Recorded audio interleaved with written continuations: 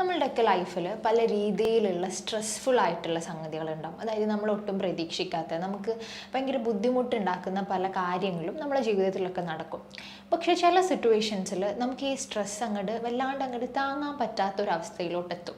നമ്മളുടെ ഫങ്ഷനിങ്ങിനൊക്കെ നമുക്ക് മര്യാദയ്ക്കൊന്നും ചെയ്യാൻ പറ്റാത്തൊരവസ്ഥയിലോട്ട് എന്താണോ ആ സ്ട്രെസ്സർ എന്ന് പറഞ്ഞു കഴിഞ്ഞാൽ നമുക്ക് സ്ട്രെസ് ഉണ്ടാക്കുന്ന ഒരു കാര്യം.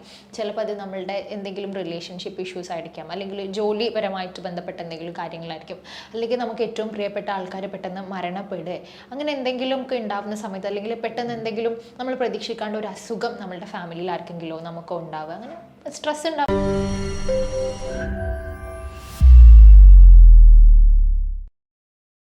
ഹലോ, ഞാൻ റാഹിന ഫസ്മി, ഹെയിൽ ആൻഡ് ഹാപ്പിനെസ്സിലെ കൺസൾട്ടൻറ്റ് സൈക്കോളജിസ്റ്റാണ്.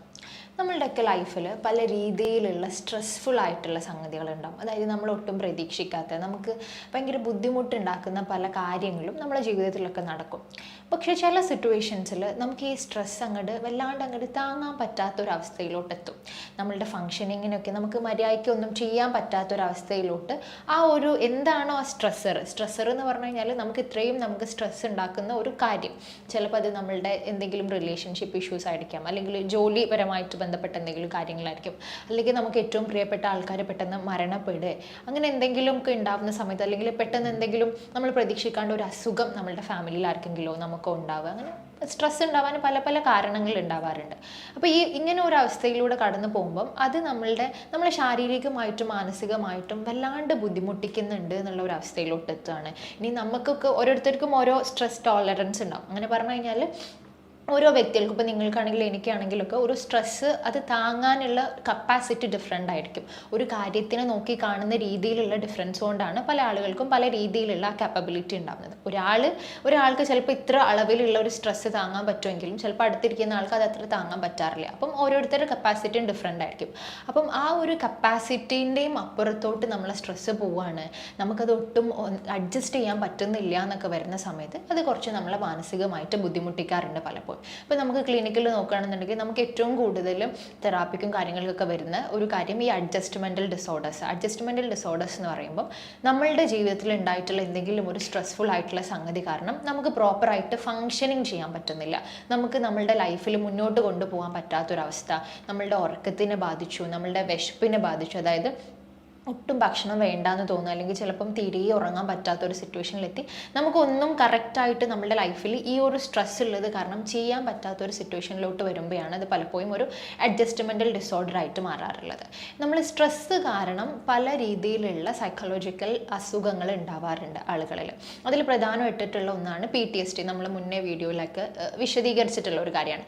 PTSD എന്നൊക്കെ പറയുമ്പോൾ കുറച്ചും കൂടി സീരിയസ് ആയിട്ടുള്ള കണ്ടീഷൻ, അതായത് നമ്മൾ ഒട്ടും പ്രതീക്ഷിക്കാതെ വളരെ നമുക്ക് ബുദ്ധിമുട്ടുണ്ടാക്കുന്ന ഒരു സ്ട്രെസ്ഫുൾ ആയിട്ടുള്ള ഒരു കാര്യം കണ്ടതിന് ശേഷം നമുക്ക് നോർമൽ ലൈഫിലോട്ട് തിരിച്ചു വരാൻ പറ്റാണ്ട് നമ്മൾ അതിൽ കുടുങ്ങി പോകുന്ന ഒരവസ്ഥ. അതായത് നമ്മൾ എന്താണോ എക്സ്പീരിയൻസ് ചെയ്തിട്ടുള്ളത് ആ സമയത്ത് അത് ഒരുപാട് കാലം കഴിഞ്ഞിട്ടും അതേ തീവ്രതയോടെ നമുക്ക് വീണ്ടും വീണ്ടും എക്സ്പീരിയൻസ് ചെയ്യുക, അത് നമുക്ക് വീണ്ടും വീണ്ടും ഓർമ്മകളിൽ കാണുക, അതിൽ നിന്ന് പുറത്തു വരാൻ പറ്റാണ്ട് കുടുങ്ങി പോകുന്ന ഒരവസ്ഥയാണ് PTSD ഒക്കെ.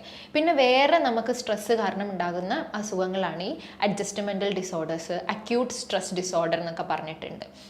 അപ്പോൾ ഇതിൽ നമ്മൾ നോക്കുമ്പം ഈ അക്യൂട്ട് സ്ട്രെസ് ഡിസോർഡറും PTSDയും കുറച്ച് സിവിയർ ആയിട്ടുള്ള എന്തെങ്കിലും വളരെ ബുദ്ധിമുട്ടുണ്ടാക്കുന്ന ഒരു സ്ട്രെസ്ഫുൾ ആയിട്ടുള്ള സംഗതി ഉണ്ടാവുന്നതാണ്. നമ്മൾ അഡ്ജസ്റ്റ്മെൻ്റൽ ഡിസോർഡറിലോട്ട് വരുന്ന സമയത്ത് സാധാരണ നമുക്ക് എല്ലാവരും നമ്മളുടെ ലൈഫിൽ, നമ്മളുടെ ഡേ ടു ഡേ ലൈഫിലൊക്കെ ഉണ്ടാകുന്ന പ്രശ്നങ്ങൾ, ഇപ്പം റിലേഷൻഷിപ്പ് ഇഷ്യൂസ് ആണെങ്കിലും വർക്ക് റിലേറ്റഡ് ആയിട്ടുള്ള ഇഷ്യൂസ് ഒക്കെ എല്ലാവരുടെ ലൈഫിൽ ഉണ്ടാവുന്നത്. അപ്പം അത് കാരണം ഒരു ബുദ്ധിമുട്ട് കുറച്ച് എക്സ്ട്രാ ആവുന്ന സമയത്ത് ഉണ്ടാവുന്ന പ്രയാസങ്ങളാണ് ഈ അഡ്ജസ്റ്റ്മെൻ്റൽ ഡിസോർഡറിൽ ഉണ്ടാവാറുള്ളത്.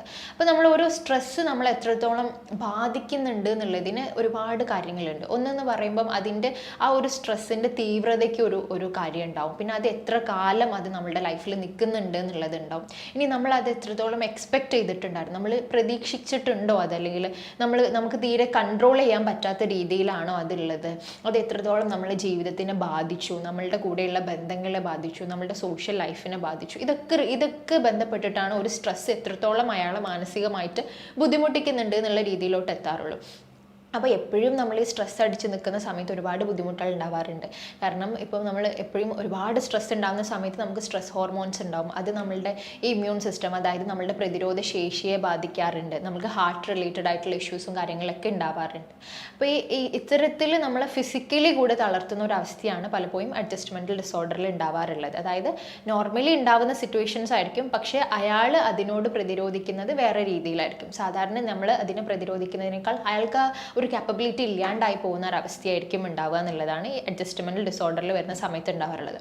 അത്രയ്ക്ക് സിവിയോറിറ്റി ഇല്ലെങ്കിലും പക്ഷേ ഇത് കാരണം പലപ്പോഴും പല പ്രശ്നങ്ങൾ വേറെ ഫെർദർ ആയിട്ട് ഉണ്ടാവാറുണ്ട്. ഇപ്പോൾ അഡ്ജസ്റ്റ്മെൻറ്റൽ ഡിസോർഡറിലുള്ള ഒരാൾക്ക് തീരെ കാപ്പബിലിറ്റി, ആ സ്ട്രെസ് തീരെ ടോളറേറ്റ് ചെയ്യാൻ പറ്റാണ്ട് ഒരു സൂയിസൈഡൽ ടെൻഡൻസി ഉണ്ടാവാം.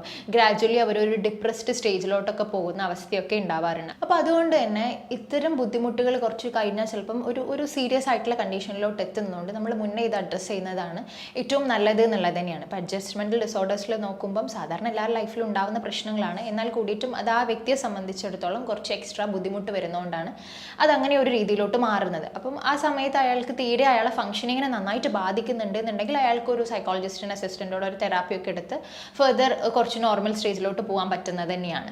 അപ്പോൾ നമ്മൾ നോക്കുമ്പം ഈ അഡ്ജസ്റ്റ്മെൻറ്റ് ഡിസോർഡേഴ്സ് നമ്മൾ അത്ര സീരിയസ് ആയിട്ട് കാണാത്ത പലപ്പോഴും ആ ഒരു സ്ട്രെസ്സർ എന്ത് എലമെൻ്റ് ആണോ അയാൾക്ക് ഒരു ഇത്രയും ബുദ്ധിമുട്ട് ഉണ്ടാക്കുന്നത് അത് ഇല്ലാണ്ടായി കഴിഞ്ഞാൽ അയാൾ ഓക്കെ ആവാറുണ്ട്. പിന്നെ ഗ്രാജുവലി അതിനോട് അഡാപ്റ്റ് ചെയ്യാന്ന് പറഞ്ഞിട്ടുള്ള ഒരു രീതി ഉണ്ട്. അതായത് അത് ശീലിച്ച് കുഴപ്പമില്ല എന്നുള്ളൊരു അവസ്ഥയിലോട്ടും എത്താറുണ്ട്. അപ്പം ഒരു ഹെൽപ്പ് വേണം, എനിക്ക് ഈ ഒരു സിറ്റുവേഷനിൽ നിന്നൊന്ന് റിക്കവർ ചെയ്യാൻ ഒരു ഹെൽപ്പ് വേണം എന്ന് തോന്നുമ്പോൾ പലപ്പോഴും ക്ലയൻസ് എന്ത് ചെയ്യുക, ഒരു തെറാപ്പിയിലോട്ട് പോകാറുള്ളത്. അപ്പം അത്തരത്തിലൊരു സിറ്റുവേഷനിലൂടെ പോകുമ്പോൾ നിങ്ങൾക്കൊരു സൈക്കോളജിസ്റ്റിൻ്റെ അസിസ്റ്റൻസ് എടുക്കുന്നത് ഒരു പ്രശ്നമുള്ള കാര്യമല്ല.